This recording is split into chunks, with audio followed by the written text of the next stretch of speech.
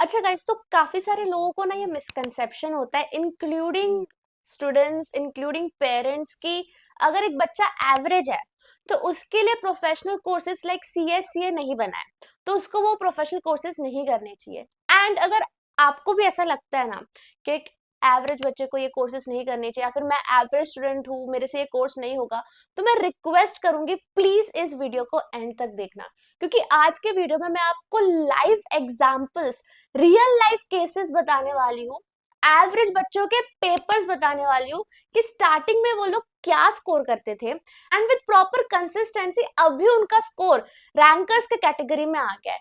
Like really, आप मर्गी का example ले रहे हो जो रैंकर्स वेव की स्टूडेंट है, 20s में स्कोर करती थी, अभी 40s में स्कोर कर रही है।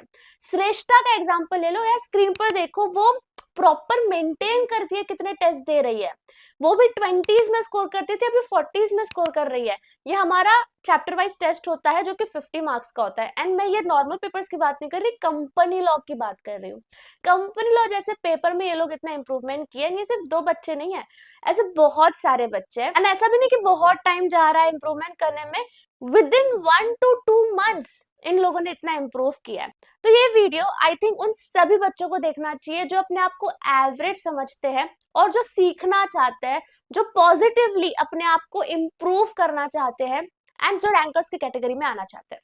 सो yes friends, welcome back to my channel, this is Neha Pachlan. ये वीडियो मैं डेडिकेट करती हूँ मेरे उन सभी क्यूटीज को जिनको लग रहा है कि मैं बहुत ही ज्यादा एवरेज हूँ, मैं क्या करूँ। तो प्रॉपर मैं प्लान बताने वाली हूँ, स्टेप वाइज प्लान बताने वाली हूँ कि क्या होता है, कैसे होता है, जर्नी इन एवरेज बच्चों की कैसी रही है कि वो अभी रैंकर्स के कैटेगरी में आ गए हैं। तो yes, let's start the video. सबसे पहला and the most important thing जो मुझे लगता है वो है माइंडसेट। ये एवरेज बच्चों का ऐसा क्या माइंडसेट रहा कि ये लोग इतना इंप्रूव कर गए।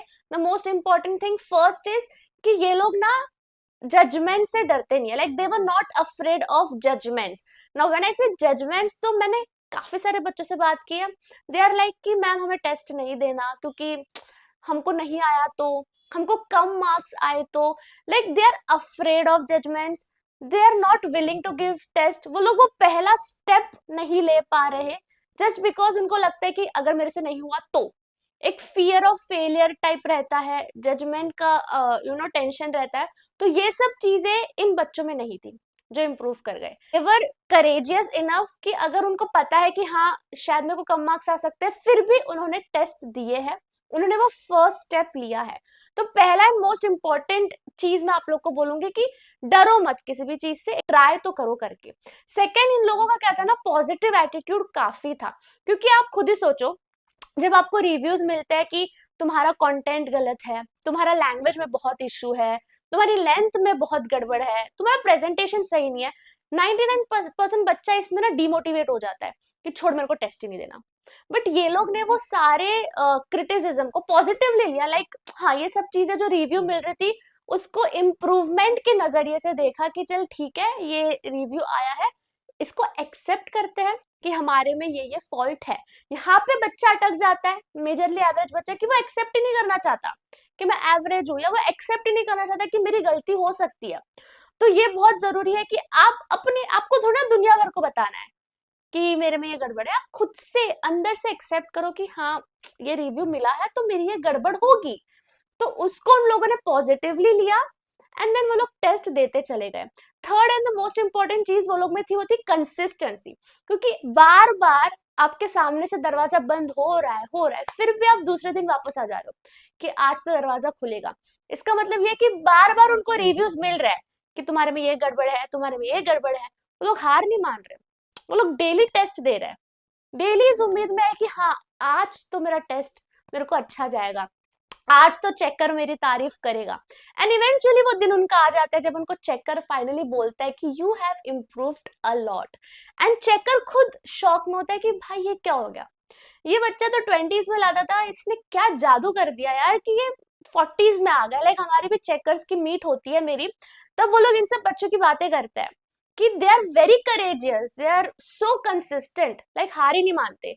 ठीक है आज नहीं अच्छे मार्क्स है, कल वापस टेस्ट दूंगा, परसों वापस देते रहूंगा बस जब तक मेरे को अच्छे मार्क्स आ नहीं जाते। तो ये तो हमने उनकी माइंडसेट की बात की, एंड ये मैं चाहती हूँ कि आप लोग ना ऐसा माइंडसेट डेवलप कर लो, क्योंकि आसान हो जाएगा आपके लिए फिर एक्शन लेना, क्योंकि इस माइंडसेट के साथ आप रहोगे ना कि नहीं मैं मेरे में तो सब ठीक है, या फिर डिमोटिवेटेड रहोगे कि मेरे में कुछ भी ठीक नहीं है, तो बहुत डिफिकल्टी होगी आपको एक्शन लेने में।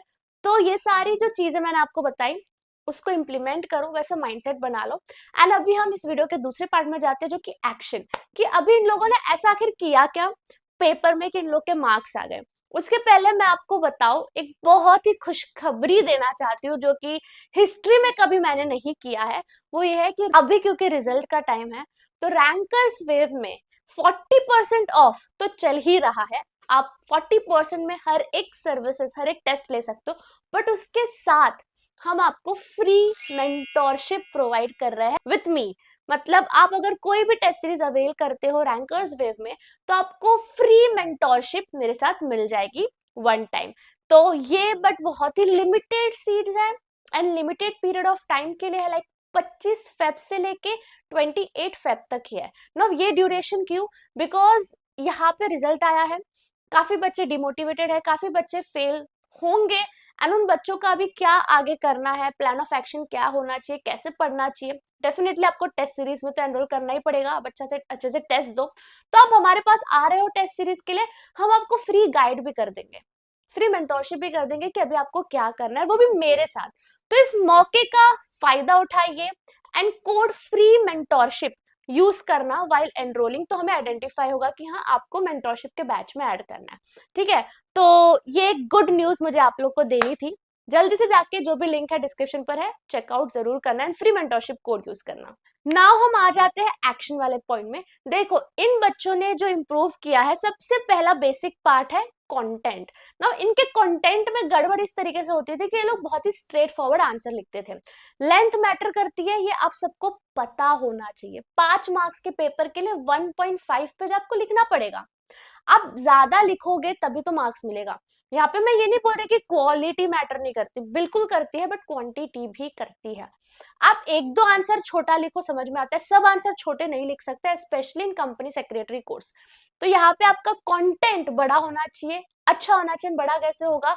अब आ जाते हैं सेकंड पॉइंट जो कि है फॉर्मेट। जैसे एक प्रॉपर फॉर्मेट होता है, वो होता है कि अगर आपको डायरेक्ट बेस्ड क्वेश्चन पूछा है तो आप इंट्रोडक्शन पहले लिखोगे, फिर कंटेंट लिखोगे एंड फिर आप कंक्लूजन लिखोगे। केस बेस्ड क्वेश्चन आई है तो पहले प्रोविजन लिखोगे, फिर आप फैक्ट्स लिखोगे एंड फिर आप कंक्लूजन लिखोगे। यहाँ पे मैं ये शॉक थी जानकर कि बच्चों को यही नहीं पता केस बेस्ड क्वेश्चन क्या होता है। लाइक कौन सा केस बेस्ड क्वेश्चन है, कौन सा डायरेक्ट क्वेश्चन है, ये आप आइडेंटिफाई नहीं कर पा रहे हो। बिकॉज आई एडमिट सीएस जो हमारे एग्जाम ले रहा है एग्जीक्यूटिव एंड ऑल, थोड़ा डिफिकल्ट क्वेश्चंस डाल रहा है, थोड़ा कंफ्यूजिंग क्वेश्चन डाल रहा है। केस बेस्ड क्वेश्चन टाइप बना के देगा, बट एंड में वो पूछ कुछ डायरेक्ट ही रहा है कि फीचर्स बताओ। पूरा केस बेस्ड देगा, एंड में पूछेगा फीचर्स बताओ। तो वो डायरेक्ट हो गया कि केस बेस्ड हो गया। ये कंफ्यूजन बच्चों के अंदर आ रही है, बट जैसे जैसे आप कंसिस्टेंटली टेस्ट दोगे ना, आपको रिमार्क्स रिव्यू मिलेंगे, आपको अपने आप समझ में आ जाएगा, आप आइडेंटिफाई कर पाओगे।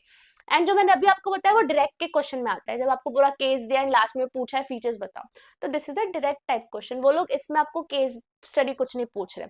तो ये सब आपको आइडेंटिफाई करना आना चाहिए, तभी तो आप फॉर्मेट देखोगे कि अब इसमें कौन सा फॉर्मेट लिखना है। जब प्रॉपर फॉर्मेट डालोगे तो लेंथ अपने आप बढ़ जाएगी। ठीक है, तीसरा इंपॉर्टेंट पार्ट होता है आपका लैंग्वेज। लाइक यहाँ पे लेमन लैंग्वेज आप नहीं लिख सकते, प्रॉपर इंग्लिश आपको आनी चाहिए, बेसिक ग्रामर आपको आना चाहिए। तो ही अगर आपको ग्रामर ही नहीं आता, भले आप आंसर सही लिख लो, बट ग्रामर ऊपर नीचे बेसिक, तो ना एक इंप्रेशन थोड़ा सा ऊपर नीचे हो जाता है कि यार क्या है, ग्रामर नहीं आता तुमको। तो लीगल लैंग्वेज अच्छी होनी चाहिए, ग्रामर अच्छी होनी चाहिए, इंग्लिश अच्छी होनी चाहिए। ऐसा नहीं है न्यूज एंकर की तरह इंग्लिश बोलो, वैसा इंग्लिश नहीं होगा चलेगा, बट डिसेंट इंग्लिश आपको आनी चाहिए। And last presentation. ये जो बच्चे ने इम्प्रूव किया, आप खुद इनका पेपर देखो, ये लोग पहले कैसे प्रेजेंट करते थे, अभी कैसे प्रेजेंट करते हैं। तो इन लोगों में ना एक चेंज आया है, प्रेजेंटेशन मैटर करता है। अगर हमारे सामने कॉपी है जो इतनी खूबसूरत हो, तो हमारा मन भी अच्छा है, हमको चेकिंग करने का मन भी करता है कि हाँ, ज्यादा हमको प्रेशर नहीं डालना पड़ता समझने में कि बच्चे ने लिखा क्या है। तो जब वो प्रेशर हम डालते हैं ना समझने में, तो हमारे अंदर फ्रस्ट्रेशन आता है, फिर वो मार्क्स में ऊपर नीचे हो जाता है। ये सारी साइकोलॉजी है जो अगर आप समझ जाते हो तो फिर आप भी एवरेज से रैंकर की कैटेगरी में आ जाते हो। तो ये जो 4 पॉइंट्स मैंने आपको बताए वो आप बिल्कुल ध्यान रखना है। स्टार्टिंग का माइंडसेट बताया था वो भी आप डेवलप कर लेना, तो आपकी जर्नी इजी हो जाएगी। एंड हाँ, जाते जाते मैं बता दूं कि मेरे साथ फ्री मेंटोरशिप का मौका मत खोना, है ना? तो जल्दी से जाके रैंकर्स में फ्री मेंटोरशिप कोड यूज करके एनरोल कर लेना। बाकी हम मिलते हैं दूसरे वीडियो में guys, bye, best of luck.